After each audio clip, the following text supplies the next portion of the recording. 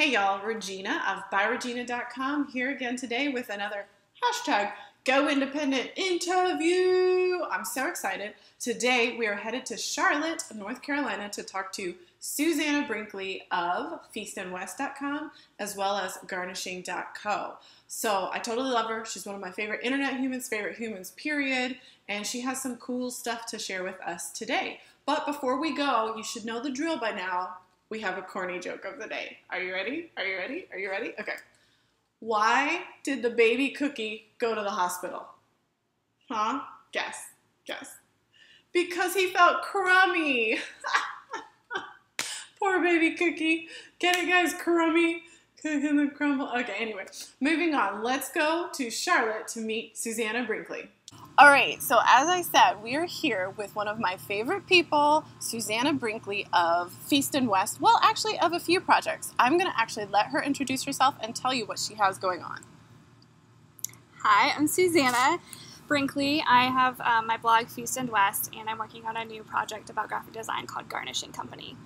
Garnishing Company. Guys, check it out. It's seriously awesome. What's going to be going on that website? What will you be doing? It's going to be graphic design for beginners, people who've maybe never tried Photoshop before, but also even people who know a little bit but don't really know how to use it or how to make things look good for their websites and their brands. Yes, totally useful in this day and age. I mean, it's so necessary to have great looking graphics, and Susannah is a wonderful teacher, a wonderful person online, so you should definitely check that out. So I want to ask you a few questions today, kind of how you got your start working for yourself, where you're heading with your businesses, and I guess just in general, maybe some tips that you have for people who are trying to do the same thing. So could you tell us a little bit about when you realized you wanted to work for yourself full-time? Yeah, I wasn't planning it at all. I was laid off from my job, and I started freelancing. I was a graphic designer at an ad agency, and I started freelancing as a way to make money while I looked for another job, and then I realized I don't really want another job, so I just kept freelancing, and I've been doing it, and I started my blog as a creative outlet, and just loved the community I found online so much, and love being online. So yes, and I love the fact that you're online. What's the majority of your income from now, and what is it that you're trying to transition to? Yeah, my main income is my freelance work, so I take on all kinds of projects from exhibition design to logos, and usually working with bigger companies and other freelancers on those projects. But I'm trying to transition away from that and into the blogging world and teaching people graphic design with Garnishing Company. So. Yes, I can't wait for that. One of my favorite items from you ever, and I know I talk about it a lot, so bad, but one of my favorite items from you ever is actually the thing that you actually use as a freebie right now. You give it away for free when people sign up for your email list. You guys, it's this most beautiful guide ever. Can you tell us a little bit about it? Yeah, it's my bar guide on my website, as I share a cocktail every week on Feast and West. So I wanted to let people know how they could make those cocktails, and I illustrated a guide that's all about how to set up your home bar with what kind of liquors you need, and how to make different garnishes and ice and all of that sort of stuff. Tell us how many pages it is and how long it took you to make it. I think it's 12 pages, but you could cut it up and make it into a book, and it'd be like 24 pages. Yeah. And I think I did your 3-day create when I made it, so it took me like a whole weekend, and I don't remember how long, but a long time. I think I asked you about it once, and you said maybe like 30 to 35 hours. Yeah. And I just want to say, this is the kind of care she puts into something she offers for free, so you can imagine what she's going to be building into her ebooks and courses. All right, so tell us now, what's your favorite part of kind of being independent, working on your own schedule, working for yourself? Definitely the schedule. It's so nice to just sleep in. I'm not a morning person at all, so I love working really late and then waking up in the morning. Yeah. And, just drinking a cup of coffee, getting right to work. It's the best. And if I want to, I have the flexibility to take a couple of days off and go visit friends, or quit early and go have drinks with someone. It's just so nice. I can take a day off if I want to. It's the best. No boss to schedule in vacation time with. Yeah. And the ability to work in pajamas, my friends. Pajamas are excellent. Yeah, these are important things. So tell us, so I've already told you one of my favorite pieces that you've done. What are some of your own favorite blog posts or portfolio items of yours? I did a big Instagram project that I started in Raleigh, which is where I used to live, and it's called the RDU Baton, and it was an Instagram experiment. And it's actually still going, but I'm not running that project anymore. But it was probably one of my favorite collaborative pieces I've ever done. Okay, so what was it about? Tell me a little more about it. It's like a local Instagram account, so okay. Each day one person gets to hold the baton on the and they take like 8 to 10 pictures on Instagram, and then they pass the baton at midnight to the next person. That so is it's so really cool. Yeah, and it's become this like place in Raleigh where people can learn. Yeah. More places to go, like, you know, the hidden gems of Raleigh and Durham, and it's just really cool. Gotcha. So, tell us a few more of your favorite items. Favorite projects.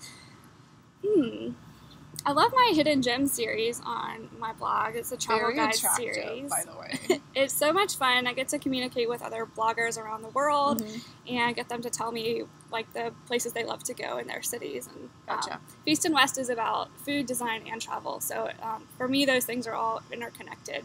So it's really nice to see how those are interconnected for other people too. Gotcha.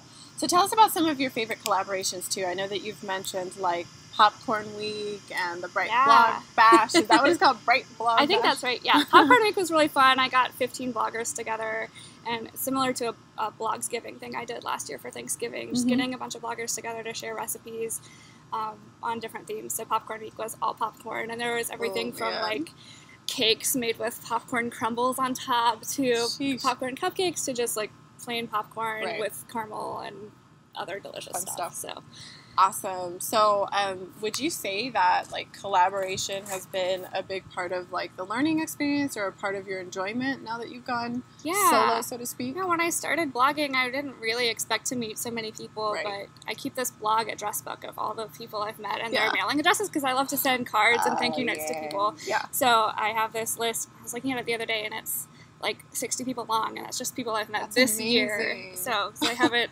organized by year because I'm a nerd. So she has a nerd card. So do. do I. All right. So tell us about some of the challenging things. So let's go challenging stuff that happened before you went full time. Like what was the most challenging part about transitioning? And then I guess challenging since you've gone full time. What have you found? Yeah. So as I take a sip of my beer, because we're at, what is this called again? Craft Tasting Room? The Craft Tasting Room in Charlotte, which is an amazing place, you guys. And this beer that Susannah recommended is awesome. What's it called again? Yeah, it was from Lenny Boy, which is like a kombucha brewery here. Oh, see? Anyway, so back to what we were saying. Challenges in going full-time. So challenging going full-time, like being laid off was just something I wasn't expecting at all, and I wasn't expecting to go full-time freelance either, but it just sort of played out the way it did, and I ended up moving back to Charlotte, my hometown, at that time, and it was just like a dark time in my career, but at the same time, it was really good to get out of my comfort zone and try to get new projects and new clients and try to make money on my own without a boss and a company to work for.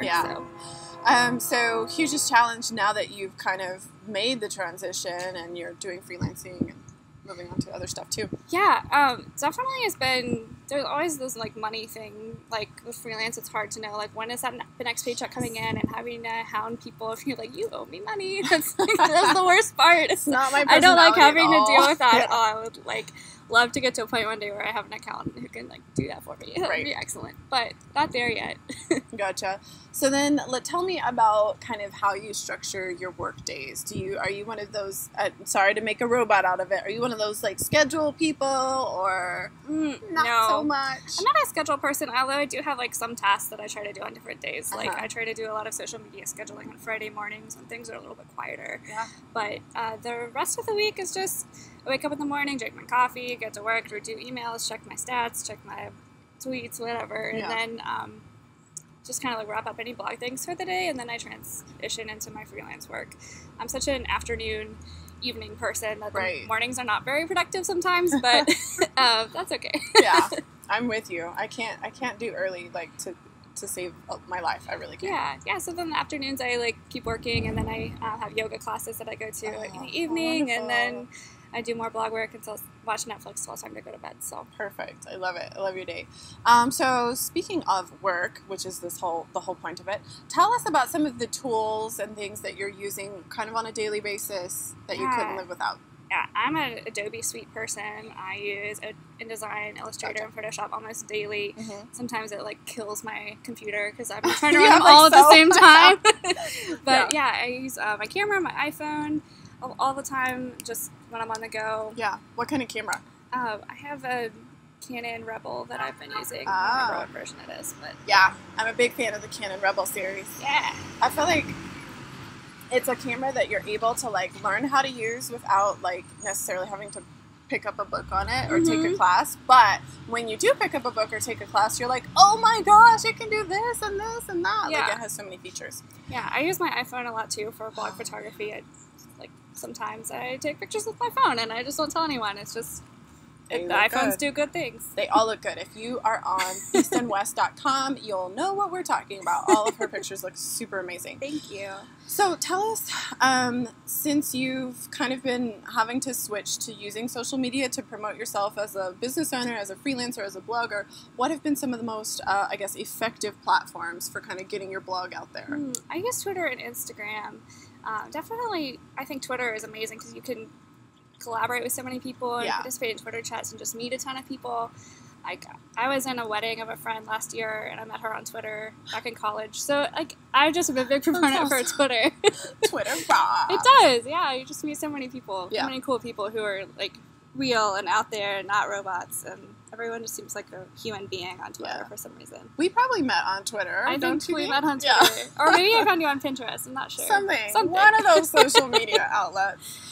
So for somebody just kind of getting into the game, so to speak, what would you recommend they do on Twitter and Instagram to kind of start to grow their business? Yeah, I would just try to start meeting people on both platforms. On Instagram, it's about like creating really branded pictures and trying to communicate with people, commenting on other people's pictures. Twitter, I'd say it's doing Twitter chats or just trying to reach out to people you think are cool.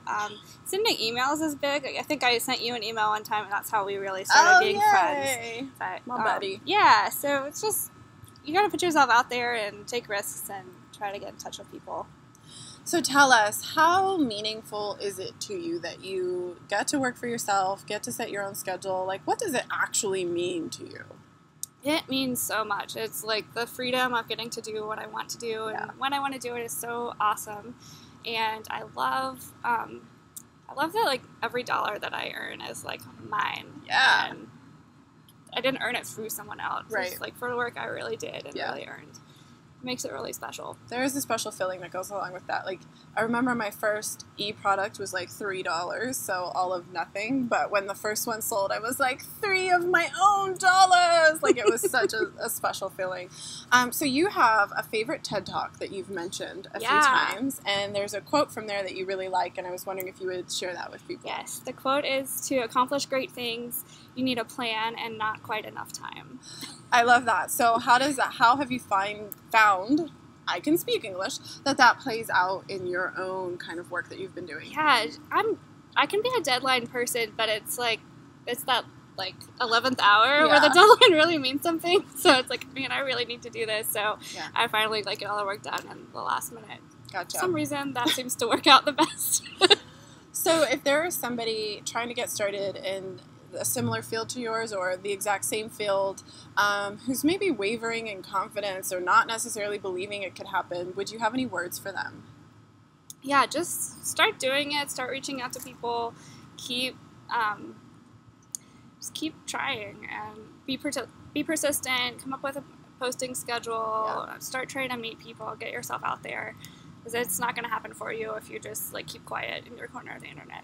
You definitely feel that your blog has been the biggest part of kind of getting yourself out there, right? Definitely. So how do you recommend, what do you have a special schedule that you followed when you first started your blog, or how did you actually just get into blogging? Yeah, it was my New Year's resolution one year, and I decided I'm going to start a blog this year. So I wrote my first post on January 1st, and then I thought, well, I should have a schedule. I should do 3 times a week. So I was doing a Monday, Wednesday, Friday thing, and then I realized I just had so much to say, so I started doing every day. Wow. I can't even imagine what it's like to post every day. So I guess one last question we have for you. If somebody's operating their first blog, what do you think the most important thing for them to focus on is? Finding your niche, finding your content you want to share. Is like, for me, I had 3 different subjects: like design, food, and travel. Right. So what are your topics? What is your niche? How do those play together for you? And write the blog that you would want to read, I think. Yay, I love that. Somebody tweet that, please. Write the blog that you would want to read. I definitely agree with you on that one. So thank you so much for spending time with me today and for the beer that we're drinking at cheers. Craft Beer Garden. Wait, what is it again? Craft Tasting Room. Craft Tasting Room. We're in a beer garden, so I'm getting confused. Anyway, Craft Tasting Room in Charlotte with Susannah. Okay, thanks, guys.